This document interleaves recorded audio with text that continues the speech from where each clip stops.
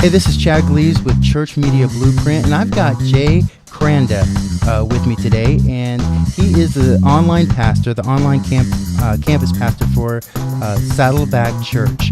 And the cool thing I like about his ministry there is that he had spent some time on staff, and they brought him on as the online pastor, and he took over the campus ministry, and it went from 300 people, if I understand correctly, to 20,000 people.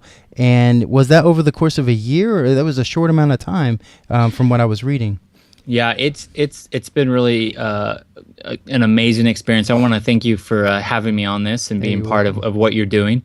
And I mean, the short story is that we had a stream about 6-7 years ago that was 300 people, and we started to experiment. And I actually started as a volunteer. I was on the communications team at Saddleback over really volunteer teams, and one of the websites that sat under the communications kind of role or domain was this.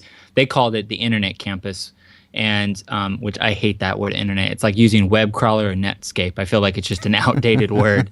And through the course of just kind of like asking around and getting to know everybody on the team, I started to volunteer just some time and building some volunteer teams as well around it. And it just grew, and we went from 5 live services to, really 15, 20, and then 1 every hour. And now we're up to 6 live, and we do an on demand, and now we have a Spanish. And so it's grown from 300 to, 20,000. We've had as much of, and we actually track 2 things here. And we've talked a little bit about this before we even recorded was, data is so important. And we track a 30-minute number where we actually ping them every 5 minutes. And after so many pings, 6 pings, we count as 1, and then we track unique visitors. And so obviously our 30-minute number every week can range from, on average, about 13 to 15,000 people watching 30 minutes every week on one of our sites. And then we'll have, anywhere from 20 to 30,000 unique visitors. And so it's just been a blessing. It's been a crazy ride. And I know a couple of the learnings in that we're still growing will come out during this talk. No, nice. Yeah, to be able to help take a ministry for such a great experience. The Claudel, who I just interviewed this last issue, was along those lines. He was able to help take a church from 18 people to 3,000 people in just a few years. And that's just an incredible experience to be able to do that. Now, you've talked a little bit about your ministry, but tell me about yourself. Tell me about how you got started with Saddleback, and how you got into the media ministry there, the online ministry. Yeah, so I grew up in a family that really started with great ambitions. My parents met at a church, got married very young, and I think in the midst of everything that was going on in their world, that they were trying to stay committed to each other. And then they had 3 boys, one after another. There's only a year separated from me and my 2 brothers, and 3 boys, and life kind of caught up with them, and different things that they didn't really handle before they got married, let alone before they met Christ, and led to a divorce and some messy stuff. And I kind of grew up for a period of my life with just a single mom, and my dad wasn't really active. And through all that, my mom went through some different struggles of her own, and really, me and my brothers were kind of on our own. And through that process, I got invited to a church, and really, my church became like a sanctuary to me. Really everything that you want the church to be, a sanctuary, a place for the sick to be healed, and so forth. I experienced that when I was going into high school, and I accepted Christ. This is gonna make me young. And I am young, but in 2000, I think I was an 8th grader, and it was June 3rd, 2000, and I just loved the church. I had a mentor there that really became like a father to me, and in that process, I committed really early on. I just wanted to be part of church. I really wasn't sure what that was going to look like, but I knew I wanted to help people find God and experience the love of Christ the way that the peace of Christ had really sat in my heart. My family life did not get better. It kind of got worse. But I had, my identity no longer was in my mom or my dad or my family dynamic. It was my identity was in Christ. And so I just started serving. I thought I was going to be a youth pastor because that's the kind of the ministry I grew up in. I went to a local university here in Southern California, Biola University. Actually got a Christian education degree. And kind of you specialize, but it's only 2 classes. I don't think anything can be a specialization if it's 2 classes in youth ministry. And then I continued on with, I just finished up my master's in theology from Talbot, their graduate seminary program. And through that, I started serving. I've always been somebody that just serves where there's an opportunity, and I wanted to change people with the love of Christ. And I got thrown into a communications team and kind of got exposed really early to branding and marketing, and like we called it like the street to seat kind of idea. How does somebody come to know Christ street to seat? And I did a weekend experience role at our main campus at Lake Forest. I did all sorts of things as part of like a lot of media-based ministries. We had a video-based ministry that I was over, a photo ministry that I was over, a graphics, a web design. And that kind of got me kind of like knees deep, a guy who kind of only was a Bible guy, that I could, cite off the Bible and tell you why the Dead Sea Scrolls are important. But like I didn't know anything about websites, let alone WordPress or anything like that. And I just got thrown into it. And in that process, the online campus came to me, and I just saw the potential right away when someone said, well, we're streaming this service. And I was like, you mean somebody can like just experience a church service 24/7 potentially? And it doesn't matter now, times and driving, there's no issue. Somebody can come to know Christ anytime. And right when I saw the site, and we didn't have a beautiful site at the time. This was 6 or 7 years ago. I just saw the potential. I was like, what if we could do this and that? And God just kind of lit something in my soul on that. And ever since, I've been grateful to be able to do it. Nice. Now, so how long have you been in the current position that you're in? How long has that been? It's been, I've been a full-time online campus pastor for almost 3 years. That's been my full title. And part-time, because the role was part of the communications team before, I've been part-time with it for about 5-6 years. And so it's been kind of, and part of it, just to be honest with, people, watching this or listening to it, Saddleback was determining the value of an online campus pastor. We spend money, not to take a term that's overused, but we spend money on purpose. And we wanted to make sure that we could utilize the online campus for a Saddleback vision. We don't want to gather a crowd unless we can rally them towards something. And once Rick and leadership figured out, oh, hey, we can use the online campus this way, then it was like, okay, we need staff. We need to figure that out. We need to pour into that. Rick, talking about our pastor, Pastor Rick Warren, he says in his Purpose-Driven Church book, he didn't want a radio broadcast at first. He didn't want to be on TV because he wanted to build the local churches, and he couldn't figure out, or at the time there wasn't a value. And with the online, we had some of those barriers, and we started to figure out how can we leverage this for our goals. And when we were ready for that, then the trigger got pulled. Okay, so Rick Warren sounds like a very calculating, stats-oriented guy. I mean, he looks like detail-oriented.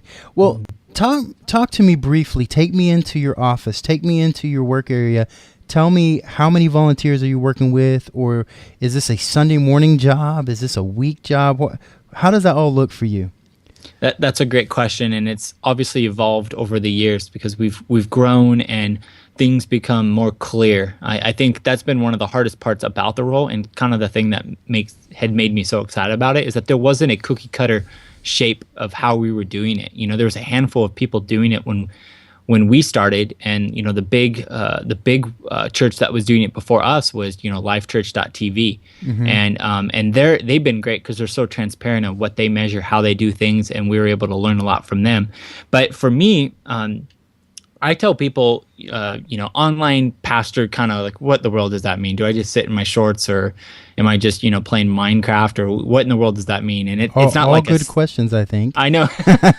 Yeah, it's am I on like Sims or Second Life? No, I mean, for the most part, the way that my position is that I'm really a small groups pastor with an online venue to get people connected.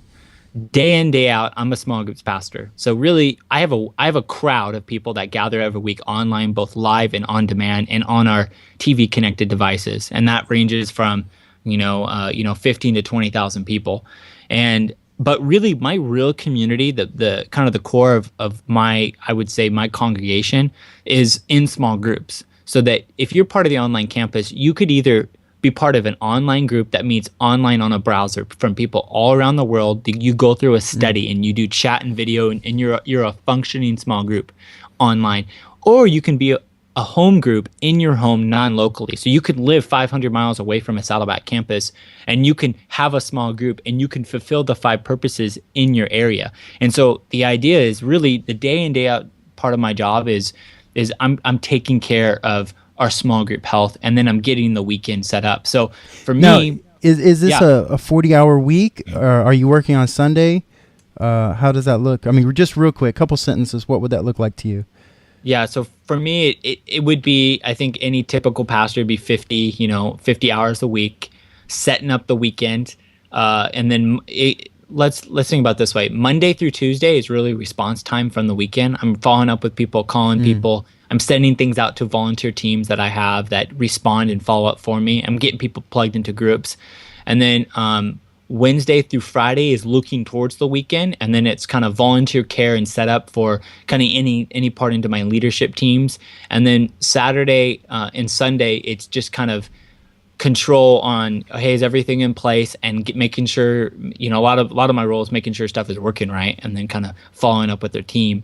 And so for the most part, I take Saturday morning and sometimes Friday off, depending on how my workflow looks. But for the most part, I'm live on the weekend. I'm like just anybody else. The only difference is that I work from the office Monday through Wednesday primarily, and then I work from home the other days. So say that again. Monday through Wednesday, you're in the office and you're at home, kind of connected the rest of the time. Is that what? Yeah. Okay, yeah. That's a and nice setup. Yeah, no, and obviously depending on meetings and things. Right now, we're moving into Saddleback's kind of calendar year. Easter, you got Christmas, and then we do 1 or 2 big campaigns a year, and where we're going to push everybody through, and we're kind of getting ready for one of those. And so this is kind of more of a heavy phase, and so we're kind of getting ready. And so really, the only other thing I would add to that, the main kind of team that I rely off for, I pour in, is that I have a group of community leaders that help with the care of my small groups. And so I have a team of about 30 people that are part of the online campus leadership team, and they're each responsible from 10 to 35 small groups, and they contact those groups every month. And I build into the CL team, and the CL team builds into the health of our community. And so they contact those groups every month. And then my job is everything I do relies off that team. I have a couple people on that team that also not only are CLs, but they're on our care team. They're also on getting people connected into small groups. And so I kind of use that as my core hub. And then also moderators for our live services are on that team. And so it's kind of and we have a Facebook group that I post regularly in, and everybody's part of.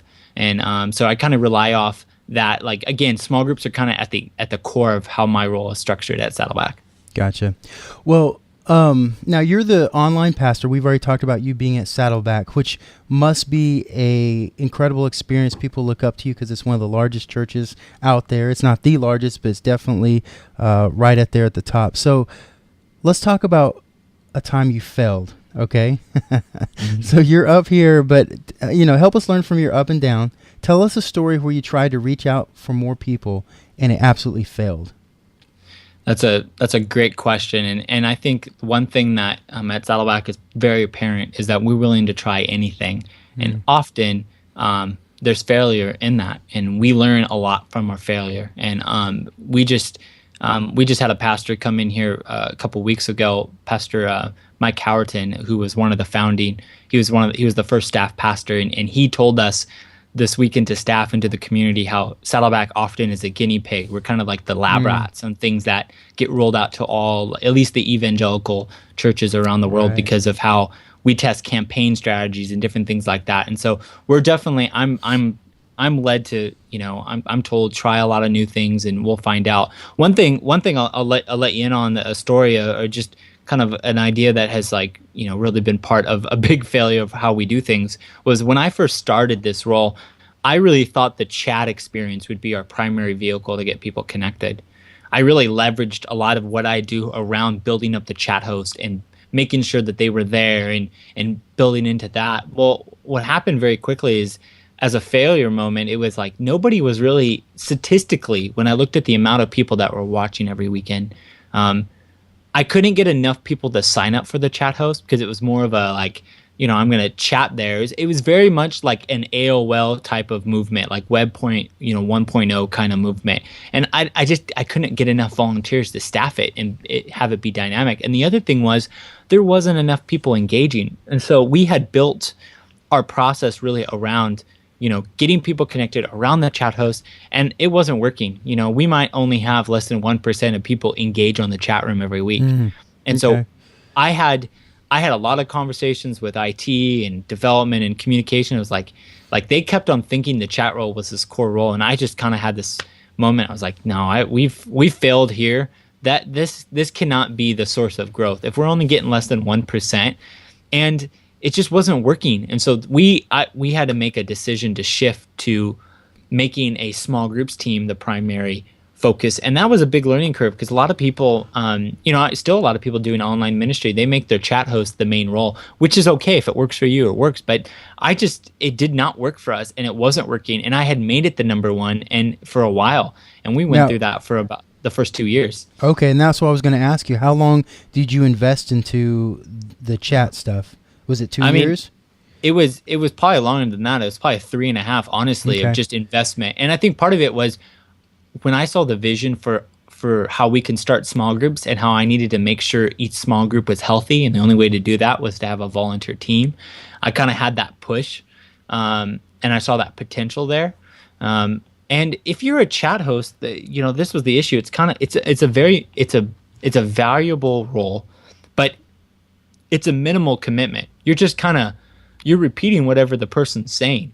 And I just felt like I also wasn't utilizing the people's gifts that were showing up every week. But they were just kind of asking questions, and it was great and it was dynamic, but I felt like I was underutilizing people. And it's kind of like that, I think Apple has done this with their design of their products. The first, version of the iPhone, everything was very like lifelike on the devices. It was like woven, and it was very like, and then when they just released the most recent iOS update to the brand, everything was flat. No longer did they need to make this appeal to, hey, this is something physical that's going, digital, and we need to make sure they still understand that it's still physical. It's like a calendar needs to look like a physical calendar. Well, no, we're at a place now in our society that people get it. Online's online, and there doesn't need to be a transition. And I kind of have felt like for us, we had to go through that transition. And that was, part of it was we had to learn in it. But part of it was I wasn't going to invest anymore. I knew it wasn't turning out enough spiritual health to make it worth continuing investing. Something in our staff meetings as we sat around with the pastor, the music minister, and the admin, the youth minister, children's minister, much smaller staff than you guys. But one of the things that would come up was we would come up with an idea, and then I kept seeing certain staff members blame it on the people. Well, if the people would just be more invested. And I kept asking the question, I want to see if this resonates with you.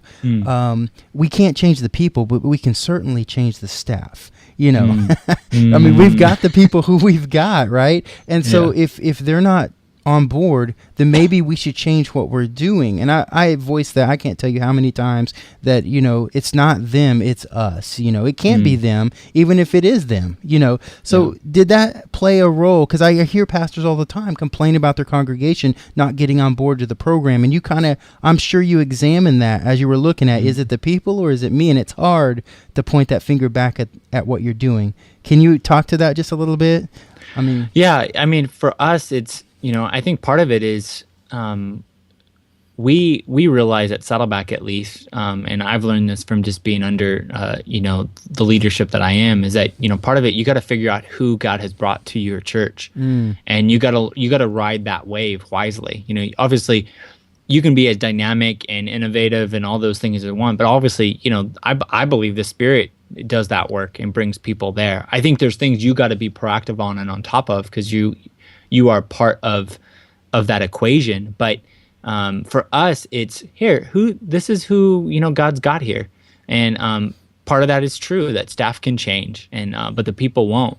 And fortunately, at least Saddleback, we're always new staff is coming on and leaving all the time, and part of it, we're a training ground for people. They go off and do others. So we have a culture at our staff that's very like people come and go, and it's part of the learning process. And a lot of times people get Rick always says people get get called through Saddleback a lot of times because you get on staff and you learn, and then you get so excited, like, oh, I can do this here. And I know there's been a lot of things that have started up in other places because of that kind of transition through. So we definitely are very hands open on the potential of, hey, it's not a big deal to change staff around and do that, because ultimately we're about doing whatever's possible to save people, and that means that might be doing something that's uncomfortable, and we would rather as staff go the extra mile. And I think if you're on staff at Saddleback, you get it. Something we say all the time is you got to be fast, fluid, and flexible, because we're always changing, and we're doing that ultimately so that we can ride those waves that the Spirit's bringing.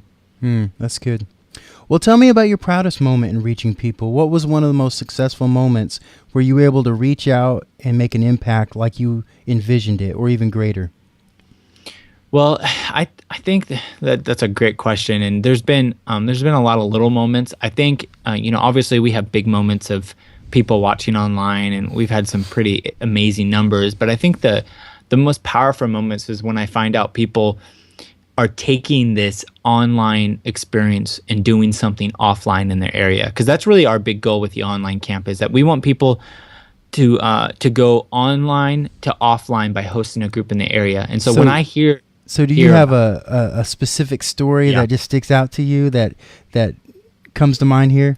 Yeah, one of the coolest stories that I've talked about a couple of times, and Rick has shared on a Sunday as well, is that there was a woman, Grace, in the Philippines that was watching online every week, and she was actually, and I'm not sure of like the details how this happened, but she was able to somehow get access to the internet in a female prison and watch online the services. And she reached out to me and she said, would it be okay if I took this online stream and I invited other people in the prison to watch it with me?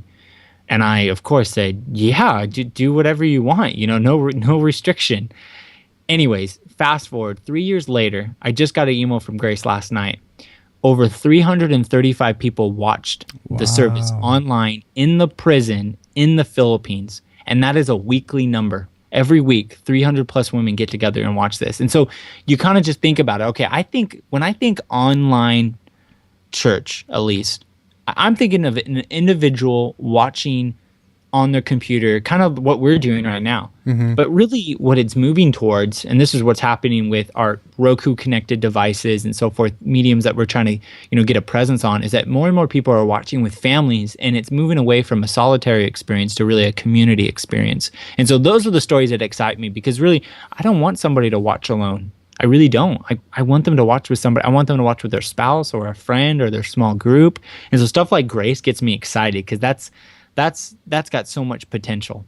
Well, I'm going to quote you, and this is going to be me learning from you, okay? So I was listening to the podcast last week about you debating, I forget what his name is, but... Kenny, yeah. Yeah, and so y'all were debating this very topic, and you were talking about it's not just one-on-one, somebody watching, it's actually becoming a community. People are getting together and watching, they're having Bible study, and I thought I learned a lot perspective. I learned a lot. I didn't know that was going on. In my ministry, I just assumed it was one-on-one all the way through, because we only averaged 10 to 15 people that were watching the live stream. But to see the bigger churches that they're actually having these pockets and groups, that's pretty amazing. And I think that's something churches need to consider and probably promote. For example, having a Roku channel or something that's more easily put onto those bigger screens. Well, by the way, your podcast is social media.church, right? That's your website? Correct. So if y'all want to check out that latest podcast, it was really, really good. All right, so let's look at your ministry just a little bit. Looking into the future of your ministry, your media ministry, online pastor, what is the thing that's got you most fired up about the future of your ministry there at Saddleback? Well, I think it's just what we talked about. It's just the potential of launching groups using an online stream all around the world. And I think right now we're up to 1,000 groups. Okay. And it's just so crazy. That number is unreal. I grew up in a church of about 600. And so to think there's 1,000 small group hosts around the world that are somehow affiliated with Saddleback, and that they are wanting to host a group in their home, just gets me excited. And I think the future is, my hope, Church Online, and we've talked about this a couple times on Neil Smith and I, who co-hosts the show with me, the social media.church stuff. We talk a lot about this idea that Church Online is not at its ultimate fulfillment. We really don't know what the potential is. We're moving towards something, but my hope is I just want to provide a way for people to experience what a healthy church is about and ultimately come to know Christ and come to live for Christ better.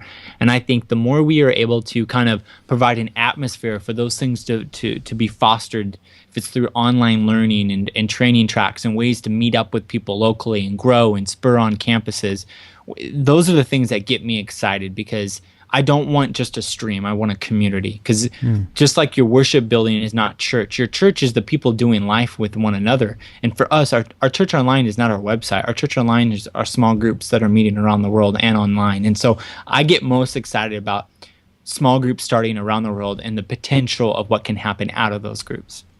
Nice. What's the best ministry advice that you've ever received? Oh, that's I've been fortunate that I've some really good, really great mentors in my life, and I try my hardest not to get too arrogant. I try my hardest to humble myself and listen to them. And I would say, if you don't have somebody a couple years ahead of you that maybe is in a place that they're wiser and you can listen to them, if you don't have something like that, you're going to, I think you're doing something wrong. It's like that Paul Timothy thing. You need somebody that can really call out your stuff, if you're doing something that's wrong, and also somebody you can listen to. A lot of people are good at asking for advice. Not a lot of people are good at listening. And one of the best pieces of advice that I would say I've gotten from my mentor is just, keeping my family number one in the process, especially for somebody like me that works from home a lot. I think I get that tug of I could always be available, and I am always available. So one of my number one things I always have to do is, when I feel like I'm slacking, I need to just turn off my phone, and just keeping my family number one. And then on top of that, it was I love the Andy Stanley principle of I can't be something to everybody, but be something to somebody when I can. Especially in my type of ministry where I've thousands of people that watch online, but I only get to touch a handful of them every weekend. And so I try to give my utmost attention. If somebody sends me an email or call, I try to be personal. And just by calling them back, I was calling people this weekend that had made some commitments, and they're like, "Oh, that's so cool that you're calling me," and that moment of just that kind of bleeds off into other people, and that has allowed a really. I'm trying. The internet can be the most impersonal thing, and I wanted to make it the most personal thing, because obviously I'm trying to bring Christ into this equation. So I think that's family first, and then that whole idea of just being something to somebody when you can. So let me make sure I've got this. You gave me 3 pieces of advice. Make sure to have a mentor and listen. Yeah, yes. Yeah. Make your family number one, or make them a priority, and make your ministry personal. Did I get that right? Yeah. Is that kind of a summary? That's the book that really challenging, and it was challenging for the ministry that I'm over is Eugene Peterson's later book, The Pastor. He had a moment in there, and I didn't agree with everything he said, but there was a moment there he talked about just being personal. And for us, the push that I have, this is why we do small groups, is that we can't be everything to everybody. And this is why, if you come online, no matter where or how, if you sign up to serve, if you sign up to give, I don't care. My first question is, are you part of a church? And if you're not, you need to get into a small group. I don't care where you live. You can't do life alone. And so one of the convictions that I have a lot is, the online kind of can give this feel that I'm promoting people watching just by themselves, but I'm not. I'm trying to get people into groups. And so that idea of being personal is so important to me. So important. God's taken me through something similar in that, and I wish I could expound on it. But in short, if a person's not in church, there's no way for God to get them into the conflicts they need to grow. It's almost like, part of church is that conflict, that rubbing against each other. And without it, you're just not going to grow near as fast. There's no way. What resource or app, like Planning Center Online, helps you most in your day-to-day ministry? Oh, the one that I use a lot lately is Asana. So that's a kind of a to-do list app. It's something that I rely heavily off. It's something that people within our team use. But what I like about it is that it has a desktop and an app version, and then I can just kind of, I think like everybody, you're in meetings and things are getting popped off. I can kind of create a to do, and then what I do is before I sit down to kind of do my tasks, you can drag easily things to number 1, number 2, and so I kind of drag those and I kind of work down from bottom. That allows me to kind of, do things to the prior, that are most important. That's probably the number one thing that I'm using at least day to day that I use. Now, I use Asana also, very small areas in my life that need that. And, you can set up those folders or projects, and that you can organize stuff under that project to a degree. But whenever you're collaborating with a team, can you tag posts so that it collects into an area? Can you do anything like that? Kind of like Slack. I don't know if you've looked at Slack. Yeah, I know. Yeah, actually, it's so funny that you said Slack because we're trying to move our team to Slack. There was a conversation about that. So I haven't used Slack too much, but I do know that we have an inner group of people that are a little bit more digital natives that we tend to experiment because we have a pretty wide variety of age on our team, and we have a pretty big team, and so we're always trying to figure out what would work. But I like how Slack works.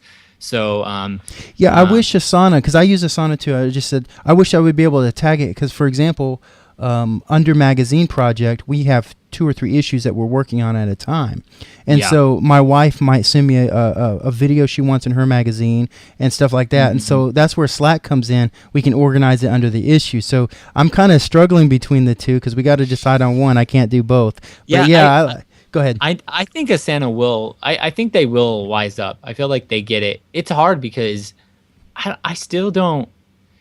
I get it it depends how close knit. It's just like for example, we have people that develop for us in different places in the world, and so like those guys tend to actually just use the chat feature on Skype, because it just tends to be a little bit more standard, right? And so we're trying to move people to a standardized process, but I think I will probably keep with Asana now. But we'll look. I tend to just text right now, but I get it. I don't have a group of people that I rely off regularly. I'm more like their relational connections, so I can just I make a call or I send an email.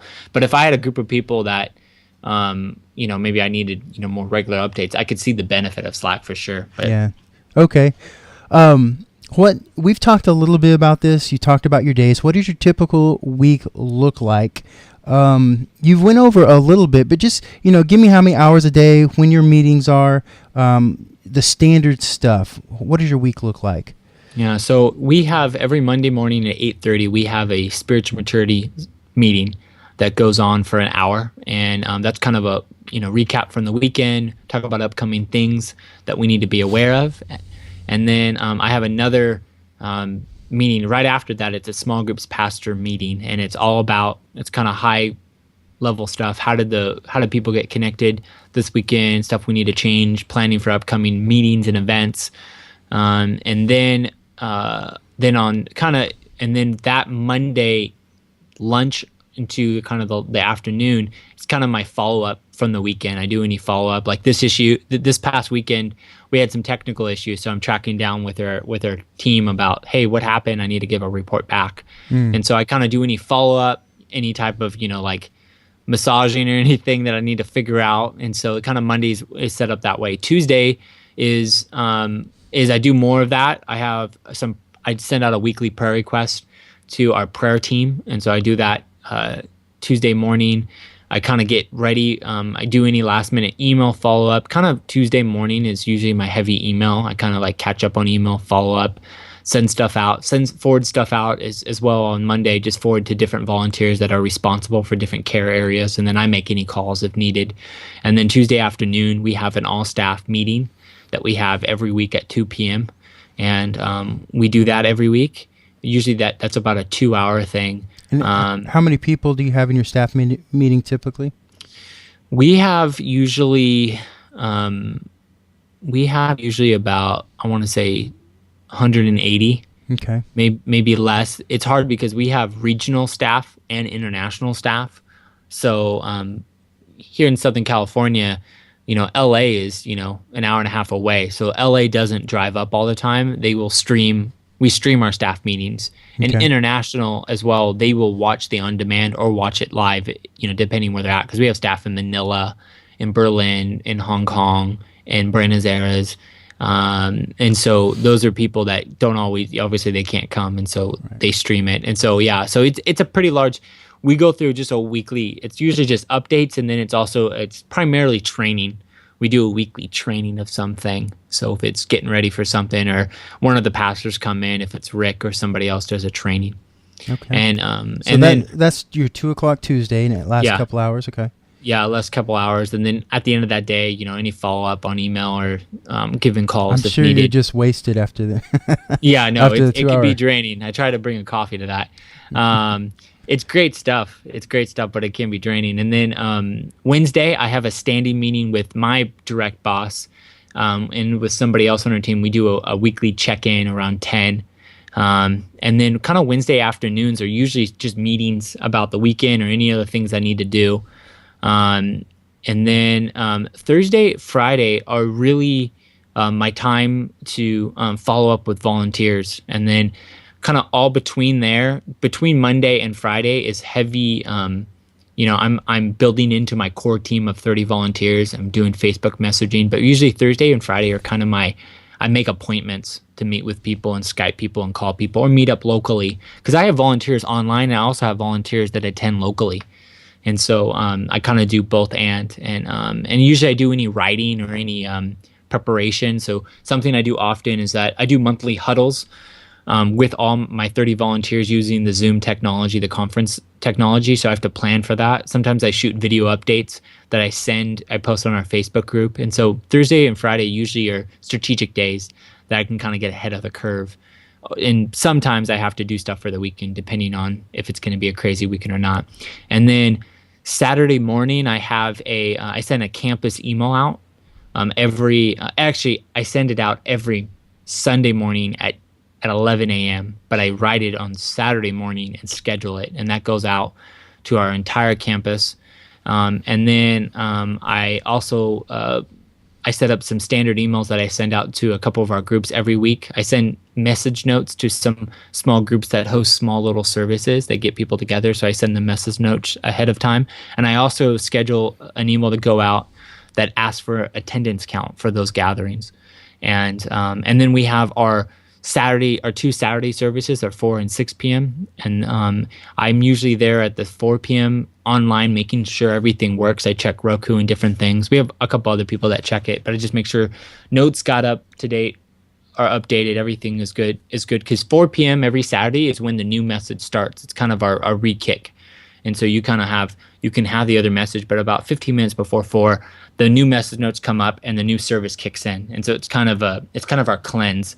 And then Sunday morning, we have a 9 and 11. I'm usually just checking that out. 11 o'clock is the service I attend with my family. And so we go there, and I'm available for that. We have another live at 1, and we have another live at 6. And I'm usually available checking. And then I'm kind of just on the weekend, generally what I'm doing is I'm checking email and voice calls, and I'm kind of working with my volunteers that are there if there's any type of urgent thing. So sometimes I do email if it's something urgent, somebody wants a prayer request or had a call, or if a volunteer, but I'm usually just loving on my moderators and I'm following up on urgent stuff like that and kind of being a direct lead. And so that's kind of like a typical week in the sense of my church kind of role. So be honest, do you have an NBA game up on the TV and checking your email Sunday afternoon? Lately I actually have golf up. I'm watching a golf tournament, so usually I do that a lot. Because the golf tournaments are Thursday through Sunday. So I usually do have that up, and I'm checking stuff. But I think that's part of it is, I think the thing I struggle with is figuring out an extended amount of Sabbath time, because I think I can always be on, right. And so. I try to, at least I give my wife as much control to tell me when I need to shut down. And so part of it is that we've grown so much that we're actually in growing pains because we haven't really staffed accordingly. And so part of it is figuring out, okay, how do we do that? How do we support? One role that we're talking about is an online campus producer that can make sure the tech is working and making sure the services go right. Because we actually mix two different audios. The audio that's in the worship center is not the same thing that goes online. there's two different audios. So there's all sorts of things that can go wrong. And so we're trying to figure out some of those growing pains. It's good stuff, but it's growing pains. Yeah. All right. Well, you mentioned your book earlier. What was the name of that book again? Yeah, it's Social Media Made Easy, and I have one for that's right. So Social Media Made Easy. It's for and you wrote that book, right? Yeah, it's pretty much, I wrote it for I have one version that's out. It's for small business owners, and it actually comes from some of a background where when I started at Saddleback, one of the roles I was engaged in week to week is our social media kind of presence. And I'm no longer engaged in that week in, week out. They have a full-time person, Haley, who's amazing. And she's a lot sharper than me. But I started that, and I started to do work with local organizations, kind of helping them. And out of that, I just had a heart that I wanted to get down some of my thoughts. And I actually have one that is will be out here I don't have an exact date here in March yet, but it's one for nonprofits and churches.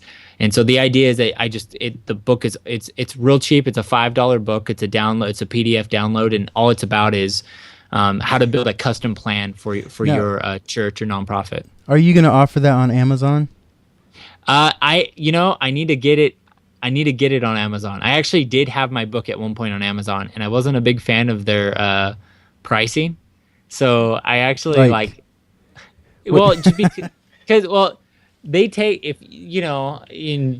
you're aware of this world, but they take 70% of the profit. Now, if you're self-published. Well, they're okay up to $9.99.